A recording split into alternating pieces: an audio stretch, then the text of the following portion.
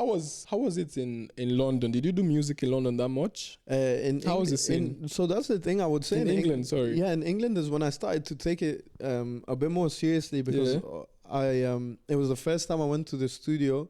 Shout out Liati from Element Studio, man. Liati? Liati, L-I-A-T-I.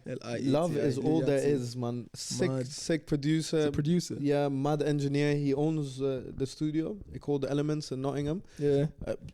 Huge artists have recorded there, and I would say there, like, even though I went and was recording rap music initially, he's the first person that one day we had like 20 minutes at the end, and he was like, look, you paid for the session, what do you want to do? Like, we finished everything that we came here to do. I was like, look, actually I had this idea for a song, but it's a bit different, like, I'm gonna sing on it. And we did it in like the 20 minutes, just recorded it quickly, and he was the one who kept going, bro, this is actually you. Like, he's like, the rap stuff is cool, and like I get why you do it, but he's like, this is you. Like, that song, that song was like proper, like from the heart. It wasn't even from the heart, but it was closer to being from the heart. It was way closer to you than rap. Exactly. And he gassed it up, bro. He was like, stick with this, like let's do this, let's finish the song. We finished that, I put it out, you know, people were actually like, yo, this is not bad, dude. Yeah, even though I did just that one moment, just that 20 minutes, like, literally defined trust. I still look back to that, because if he didn't give me that confidence, I remember some like bigger rappers from Nottingham had come in, and he was like, yo, let me try and pattern you to do a hook for them, you know, because I really believe in your singing and your vocals and shit. And even though that didn't really work out, bro, to me, like, being young and in the studio and hearing someone in a completely new country, like, back in it, I was like, bro, maybe it gave me a bit of confidence, and that confidence took a long time to build to get to the point where I was like, okay, fuck you guys, if you're telling me to do rap, I'm gonna sing. Exactly. And that's when validation comes in. That's when validation can be good. You can have as much confidence as you want to have, but the moment, like music, you're doing it for people to listen. Or as long as you're doing something for people, for them to enjoy it or to like it, you need some sort of validation. And getting validation from someone who is like a master at their craft like that, who knows their shit, is really, really good. Because now it's not from people, it's from a person. Quality over quantity. And I would say as well, it's important that to be patient with that validation. Like, if that's something that you're seeking, because honestly, as an artist or even a creator, I think that deep down inside, everyone's seeking validation in some form, you know? Maybe it's not that like straight up like you're the coolest guy ever type of thing, but some sort of validation. It's there. We all seek it. And I think that the problem is with someone who just starts creating, whether it's music or you know, you're doing your short form video, is they prioritize that, and that becomes everything that's in it. So that's the goal for them now. If you drop something, whether it's a video or music or whatever, and it doesn't pop off, you do 2, 3, 4, 5, and it's not really working out. You're not getting that feedback that you want. And then if you're only doing it for validation, you'll quit. Exactly. But do it because you love it. Do it because it's something that makes you happy. If you're watching your shit or listening to your music and you're like, bro, this is cool, like, I'm proud of this, be proud of it, embrace that shit. One day someone will. One day someone will vibe with it. Because even me, for this podcast, that's what I wanted to do. I wanted to see if I could go over 10 episodes. Because if I could do 10 episodes, that means I'm valid. That means I actually like doing this, and I've already passed so many hardships, because you know the technical hardships, you know, falling sick, camera is missing, like stuff like that, you know. Mic stops working, all these other things that was like and then you post it up, make so many. There's a time I was putting out 14 reels a week for each podcast episode, and now that's too much. Now I'm just trying to make teasers, because teasers will make you want to listen to the episode. If I just post clips, people listen to it there and khalas, they don't need to go listen, you know. They're done, So I was like, okay, I'm going to start putting teasers now, but I had to reach a certain level and be like, okay, now I know this is valid. I know I'm going to do this for a long time now. So now people start chipping in like, oh, yo, I listened to your podcast after episode 10. Like, come on, like, I've been promoting it since episode 1, 2, 3, 4, 5. You didn't listen, but episode 10, they listened to 10 episodes. And that's how it is in most fields, you know, like, you just need 1 year, 1 month, 1 day, 1 week to pop off, and people will be on you, like, they'll ride your shit. And that's why it's important to build a catalog, man, like, to have that CV or whatever, maybe, you know. That's why I always say, like, no song that you drop at the start is wasted, because people are going back. I know when I discover a new artist, I'm not just listening to the song. I'm going to like the 2012 to see what they were doing. and there might be a banger there, you know. Exactly, bro. Like if anyone discovers Travis, you're gonna listen to 90210. Yeah. You're gonna listen to, you know, his songs back then. You start listening to Kanye today, you listen to the There's High School so much, Dropout. yeah. So anyone you discover, you want to see their origin. Facts. So if you like some people, they post for example a song or a picture on Instagram as simple as that, and then they delete it because it doesn't get them that validation or result they want. That's the thing. But then it might pop off next year. You feel me? Trust. Even now, as like my sound has become like with the last drop, there's a lot more of like that rock element. And it's super different to the first song I dropped. As Eve Narcissist. But I still keep it on, even though like sometimes it like itches me a bit because I'm like, I'm never gonna make a song like that again, and I don't want people to listen to this and like that. And then, you know, they're disappointed. But then I think like it's part of you. Yeah, that song exists, and it's a part of the journey to why exactly. I came here. And actually, even though every project or every couple of months it seems like I changed the direction I'm going in, there's still a story there. There's exactly. It's a journey. Nothing is like finite, you know. And I love when my favorite artists, you know, experiment and shit. Even though some stuff I might not like, but I'm happy to see that they're expressing themselves. Yeah, you're spreading your wings. But a lot of people don't think that way as well. Like I know a lot of people would be upset if they liked an artist and they started doing some other shit. Exactly. But those are not your true fans. They're just listeners. Facts. Fans will vibe with you no matter what you do. Facts. I only have one guy. You know who you are, bro. Since I was rapping, I would say 2016. He's been on my IG like gassing up everything from like the rap to now. You know, like.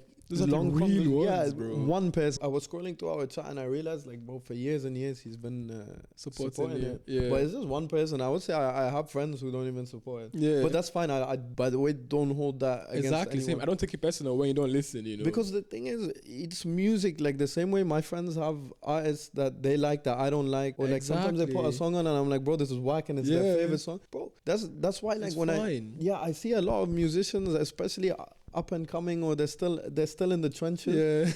We're all still in the trenches, by the way, but I see them, they're like, oh man, like real ones will support me and shit. But actually they don't owe that to you and your creativity and what you like. Cool, it's nice. If I know sometimes it does touch me, like, because a lot of my friends, it's not their type of music, but it touches me when they do gas it up or interact and stuff, but not expecting it. And I think it makes your life a lot more peaceful when you're not, because I remember when I used to rap, I know everyone listens to rap.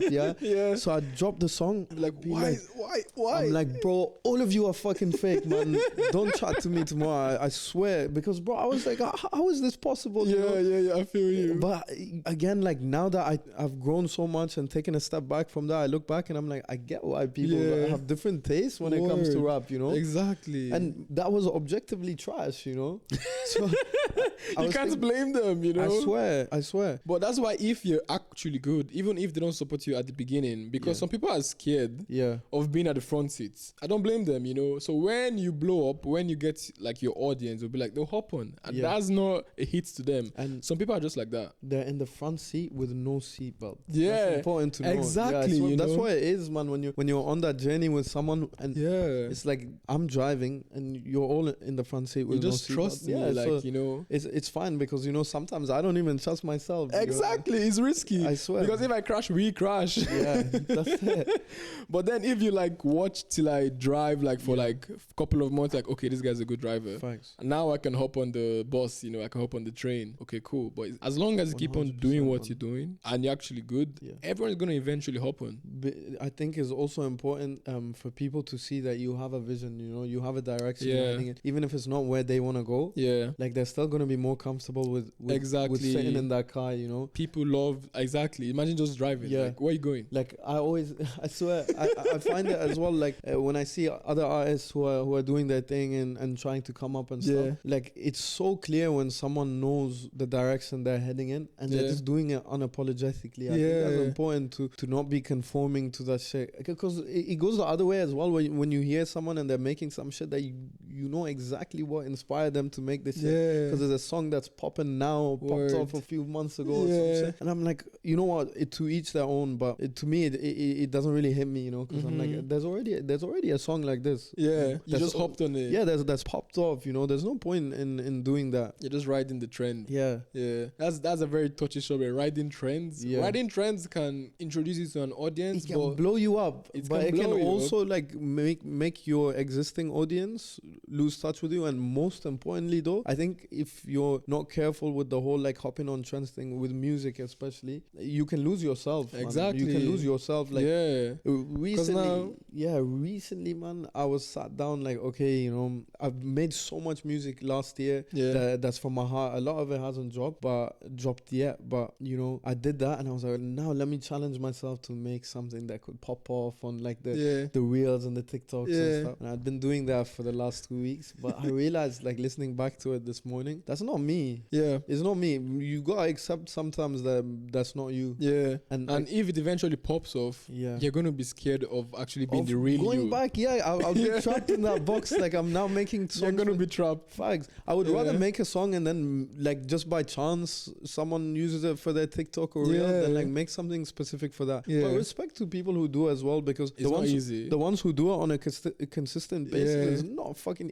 Drake tried bare times before he got a few off. You know what I mean? It's not easy at all. Tuesday Slide, man. Yeah, that was specifically like came with the dance that you could do on TikTok. It didn't pop like that. Exactly. But other songs he's done, like 21, like that popped off. I don't know if he meant it, but you know what I mean? Like, I think it's better when you just focus on the art, have fun, like be you. Exactly, because it seems that the real you might not pop off, but it will be original, and the people that like your original will love you. Fact. Like for me, I rather have 100 people like my picture and comment than 1,000 people like it. You feel me? 100 comments or 1,000 likes, will you choose? 100 comments, man, no doubt, no doubt. Know? Even now when I look at someone's profile, I don't know. I'm actually looking at the comments because, bro, these days, what does a like mean? What does it mean? It's the comments. It's someone who's gone out of their way while they're scrolling through a million pieces of content, and they're like, wait a minute, show some love, even if it's just a heart. I'm like, bro, that touches me, you know? Exactly, bro. Like, I love my comments, bro. I swear, because some things I've seen on Instagram, I like it, but I don't like it like it. I don't physically double tap, you know, but I actually like it. So you can't even judge how good your stuff is by looking at likes. People might just be scrolling, like, people just literally do this. People don't realize how social media is like,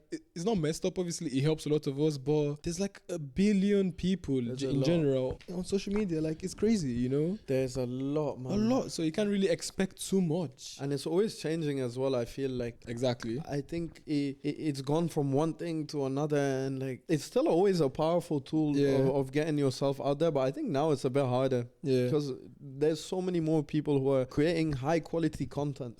Bro, people are shooting in 8K now, shit like that. Like, what are we doing? I swear, it's almost going past that point where I can just do it on my phone and like, call it a day.